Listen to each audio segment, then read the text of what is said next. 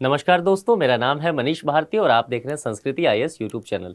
दोस्तों, आज हम जैसा कि मैंने पहले ही बात किया था कि आईएएस प्रीलिम्स 2023 के लिए क्विक रिवीजन हम कर रहे हैं और वह क्वेश्चन प्लस टॉपिक के साथ डिस्कशन करते हैं और जिस सब्जेक्ट पे कर रहे हैं वह है कला एवं संस्कृति। तो एक जो है पूरा एपिसोड आप पहले देख ही चुके हैं, दूसरे एपिसोड के साथ हम आपके साथ हाजिर हैं और इसमें भी हम वही करेंगे कि 5 प्रश्नों को देखेंगे, 5 प्रश्नों को सॉल्व करेंगे, 5 टॉपिक पर भी डिस्कशन करेंगे। तो आइए बिना समय बर्बाद किए सीधा चलते हैं प्रश्न की ओर। पहला प्रश्न है राष्ट्रीय तीर्थ यात्रा कायाकल्प। आप कीवर्ड पे ध्यान देते चलिए। देखिए, मुद्दा यहाँ ये नहीं है कि टॉपिक को कवर करना, या क्योंकि टॉपिक तो आपको बहुत जगह से मिल जाएगा, मैगजीन में मिल जाएगा, आप लगातार पढ़ते भी रहे। लेकिन हमारा यहाँ ये है कि अप्रोच हम प्रीलिम्स क्वेश्चन के साथ कैसे लगाएं, कैसे डील करेंगे एग्जाम हॉल में, यह भी सीखना यहाँ पर जरूरी हो जाता है। तो जैसे कि देखिए यहाँ पर कीवर्ड है राष्ट्रीय तीर्थ यात्रा कायाकल्प और आध्यात्मिक संवर्धन अभियान। इसे शॉर्ट में कह दिया गया क्या, प्रसाद योजना के विषय में निम्न कथनों पर आपको विचार करना है। कुछ कथन दिए गए हैं, उस पर आपको विचार करना। और यहाँ के बाद जैसा मैं बार बार बताता रहा हूँ कि सत्य कथन, अगर यहाँ पे देखिए कमांड क्या रहा है, कह रहा है कि कथन कौन सा सत्य है वह देखना है। 3 कथन दिए गए हैं। यह केंद्रीय क्षेत्र की एक योजना है। इसका उद्देश्य पूर्ण धार्मिक पर्यटन अनुभव प्रदान करने के लिए तीर्थ यात्रा स्थलों का एकीकृत विकास करना है। और तीसरा जो स्टेटमेंट है वह कहता है यह सार्वजनिक निजी भागीदारी, यानी कि यहाँ पर पीपीपी मॉडल की बात की जा रही है, पब्लिक प्राइवेट पार्टनरशिप, और कारपोरेट सामाजिक उत्तरदायित्व यानी कि CSR वित्त पोषण के जरिए से निजी क्षेत्र से लाभ प्राप्त करती है। यह 3 स्टेटमेंट है। अब हम जरा इसकी व्याख्या देख लेते हैं किस टॉपिक से। तो राष्ट्रीय तीर्थ यात्रा कायाकल्प और आध्यात्मिक संवर्धन अभियान प्रसाद योजना के बारे में हम जरा समझ लेते हैं। यह केंद्रीय क्षेत्र की यह एक योजना है। इसका उद्देश्य जो है पूर्ण धार्मिक पर्यटन अनुभव प्रदान करने के लिए तीर्थ यात्रा स्थलों का एकीकृत विकास करना है। यह धार्मिक पर्यटन अनुभव को समृद्ध करने के लिए पूरे भारत में तीर्थ स्थलों को विकसित करने और पहचानने पर केंद्रित है। यह सार्वजनिक निजी भागीदारी, यानी कि जहां हमारे स्टेटमेंट में भी बात किया गया था और CSR की भी बात की गई है, वहां से इसे वित्त पोषण के जरिए निजी क्षेत्र से लाभ प्राप्त होता है। अब प्रश्न पे आ जाइए। देखिए यह स्टेटमेंट देखिए, हमने व्याख्या में देखा है यह केंद्रीय क्षेत्र की यह एक योजना है। यह बिल्कुल सही बात है, हमने देखा है। इसका उद्देश्य जो है पूर्ण धार्मिक पर्यटन अनुभव प्रदान करने के लिए तीर्थ यात्रा के जो स्थल हैं उसका एकीकृत विकास करना है, तो यह भी सही है। और यह पीपीपी मॉडल पे भी काम करता है और CSR जो है वहाँ से वित्त पोषण इसका होता है, तो यह भी सही है। यानी कि अगर सत्य कथन देखें तो तीनों कथन सही हैं। तो विकल्प के आधार पर अगर आप देखेंगे तो इसका सही जवाब होगा D, यानी कि उपरोक्त सभी सही जवाब हैं। चलिए अब हम चलते हैं दूसरे प्रश्न की ओर। और दूसरा प्रश्न जो है यूपीएससी का जो फेवरेट स्टाइल होने लगा है पिछले कुछ वर्षों का, सुमेलित कीजिए, वैसा ही है। यहाँ पर दर्शन है तो 3 दर्शन यहाँ है और 3 दर्शन यहाँ दिया गया है। इसको आप 4, 5 और इसे 6 बना लीजिए, ठीक है। तो ये 6 दर्शन दिया गया है और दार्शनिक दिया गया है, यानी कि उस दर्शन के प्रेरणा कौन रहे हैं उसकी बात की गई है। यहाँ पर अद्वैतवाद बताया गया है कि आदि शंकराचार्य ने दिया, विशिष्टा द्वैतवाद रामानुजाचार्य ने, द्वैताद्वैतवाद निम्बकाचार्य ने, द्वैतवाद वल्लभाचार्य, शुद्धाद्वैतवाद माधवाचार्य और अचिंत भेदाभेदवाद चैतन्य महाप्रभु की बात की गई है। अब जरा हम इसका सही एक्सप्लेनेशन क्या होगा वह देख लेते हैं। देखिए यह सही है कि अद्वैतवाद जो है आदि शंकराचार्य ने दिया है, विशिष्टा द्वैतवाद रामानुजाचार्य ने दिया है, द्वैताद्वैतवाद निम्बकाचार्य का दिया हुआ दर्शन है, द्वैतवाद की बात माधवाचार्य करते हैं, शुद्धाद्वैतवाद वल्लभाचार्य करते हैं और अचिंत भेदाभेदभाव चैतन्य महाप्रभु के द्वारा किया गया है। अब यहाँ पर युग्म को हम देख लेते हैं। देखिए अद्वैतवाद आदि शंकराचार्य के द्वारा, बिल्कुल सही बात है। विशिष्टाद्वैतवाद की बात की गई है रामानुजाचार्य में, बिल्कुल सही बात है। द्वैताद्वैतवाद की बात करेंगे तो आप देखेंगे निम्बकाचार्य की बात की गई, यानी कि ये तीनों युग्म सही है। द्वैतवाद वल्लभाचार्य, आपने देखा है वहाँ एक्सप्लेनेशन में हम देखे थे कि द्वैतवाद की जो परिकल्पना है वह किनके द्वारा की गई है, माधवाचार्य के द्वारा, लेकिन यहाँ पर वल्लभाचार्य है तो यह गलत है। शुद्धाद्वैतवाद की बात जो है वल्लभाचार्य के द्वारा की गई है, लेकिन यहाँ माधवाचार्य है, तो यह भी गलत है। और अचिंत भेदभाव की बात चैतन्य महाप्रभु के द्वारा यह बताया गया है, तो यह सही है। अब कमांड कहता है कि कितने युग्म सत्य हैं, ध्यान रखना है कौन कौन सत्य है इसकी बात नहीं की गई है, कितने युग्म सही हैं, यानी कि जैसे कि एक युग्म यह सही हो गया, दूसरा सही हो गया, तीसरा और यह चौथा युग्म सही होगा, तो टोटल 4 युग्म सही हैं। अब देखिए कहाँ है, केवल 4 युग्म, केवल 1 युग्म, केवल 3 और केवल 5 युग्म, तो केवल 4 युग्म, यानी कि इसका सही जवाब हो जाएगा सी। तो 2 प्रश्न हमने इस तरह से देख लिया। अब हम तीसरे प्रश्न की ओर चलते हैं। तीसरा प्रश्न जो है राष्ट्रीय महत्व का स्मारक के विषय में निम्न कथनों पर आपको विचार करना है। 4 कथन दिए गए हैं और उसमें से देखना है कि कौन सत्य है। चलिए, कथन दिया गया है, नामित किए जाने वाले प्राचीन स्मारक या पुरातात्विक स्थल 100 वर्ष से अधिक पुराना होना चाहिए, 100 वर्ष से अधिक पुराना।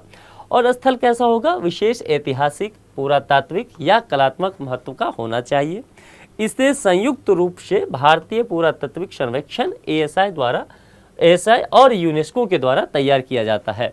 तो कीवर्ड जो है ना, जैसे संगठन, उनका ध्यान आपको रखना है। हाल ही में आंध्र प्रदेश के श्री शैलम मंदिर को राष्ट्रीय महत्व का स्मारक घोषित किया गया है, ये स्टेटमेंट है। अब हम इसकी व्याख्या देख लेते हैं कि क्या है। देखिए, राष्ट्रीय महत्व का स्मारक घोषित करने के लिए कुछ मानदंड बनाए गए हैं भारत सरकार के द्वारा। तो क्या मानदंड है देख लीजिए। पहला यह है कि कोई भी प्राचीन स्मारक या पुरातात्विक स्थल है उसे 100 वर्ष से कम का नहीं होना चाहिए, यानी कि वह कम से कम 100 वर्ष तो पुराना होना ही चाहिए। उसका विशेष ऐतिहासिक महत्व हो, पुरातात्विक महत्व या कलात्मक महत्व जरूर होना चाहिए। और यहाँ ऐसी परिकल्पना की गई है कि जो हितधारक जनता ऐसे स्थल को राष्ट्रीय महत्व का घोषित करने में कोई आपत्ति नहीं खड़ी करेंगे, यानी कि शासन प्रशासन का सहयोग करते हुए नजर आएंगे। हाल ही में राजस्थान के मुख्यमंत्री ने बांसवाड़ा जिले में स्थित मानगढ़ धाम को राष्ट्रीय स्मारक बनाने दर्जा देने की मांग की है, और यही इंपॉर्टेंट हो गया है। तो इस पॉइंट को आपको ध्यान रखना है, ठीक है। राजस्थान के मुख्यमंत्री हैं अशोक गहलोत साहब, उन्होंने यह मांग किया है कि वहां के जो बांसवाड़ा जिला है उसमें मानगढ़ धाम है, उसे राष्ट्रीय स्तर का स्मारक बना दिया जाए। सरकार को इसकी सिफारिश भारतीय पुरातात्विक सर्वेक्षण एएसआई द्वारा प्राचीन स्मारक तथा पुरातात्विक स्थल और अवशेष अधिनियम 1958 के तहत किया जाता है। यह पूरा डिबेट हमने देख लिया। यहाँ पर कुछ और पॉइंट इससे संबंधित है, उसे देखिए। राष्ट्रीय स्मारक प्राधिकरण ने निम्नलिखित 2 स्थलों को राष्ट्रीय महत्व के स्मारक घोषित करने की सिफारिश की है, ठीक है।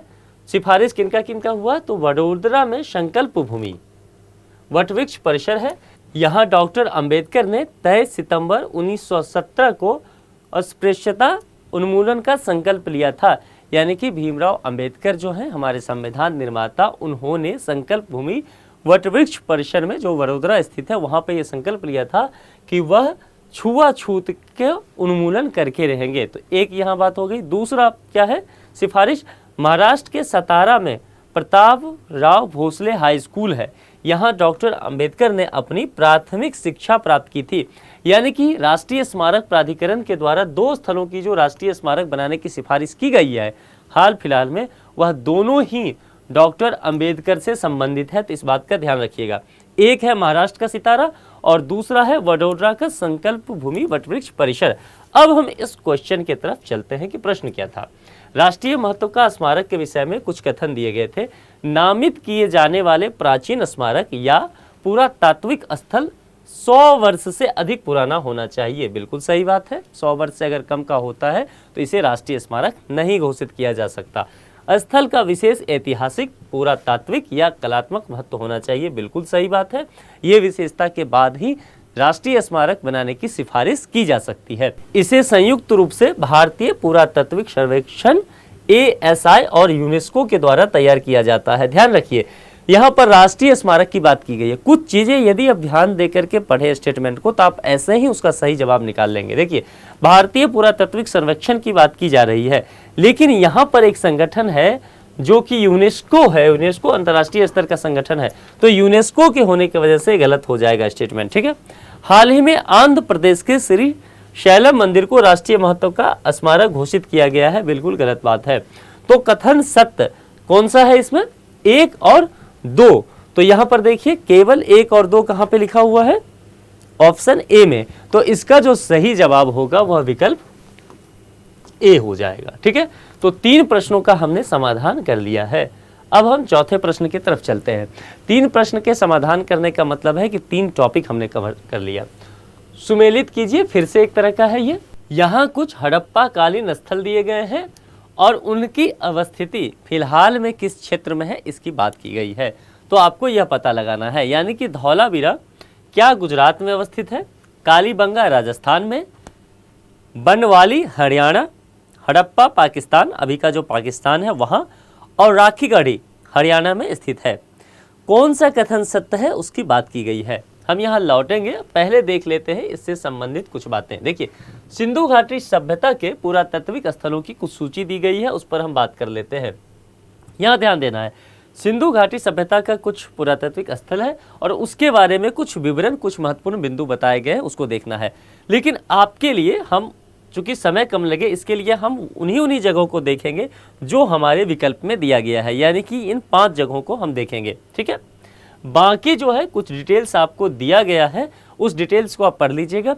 और इसका जो पीडीएफ है, जैसा कि मैं पूरा ये क्वेश्चन बता रहा हूँ, इन चीज़ों का पीडीएफ आपको संस्कृति आईएएस के टेलीग्राम चैनल पे मिल जाएगा। तो परेशान होने की जरूरत नहीं है कि फिर ये कहाँ से मिलेगा डिटेल्स। ठीक है, जैसे कि मोहनजोदारो की बात है, मृतकों का टीला भी इसे कहते हैं, तो इसके बारे में अभी हम डिस्कशन नहीं करेंगे क्योंकि कम समय में करना संभव नहीं है। तो ये आप पीडीएफ में पढ़ लीजिएगा, ऐसे इसके बारे में पीडीएफ में पढ़ लीजिएगा।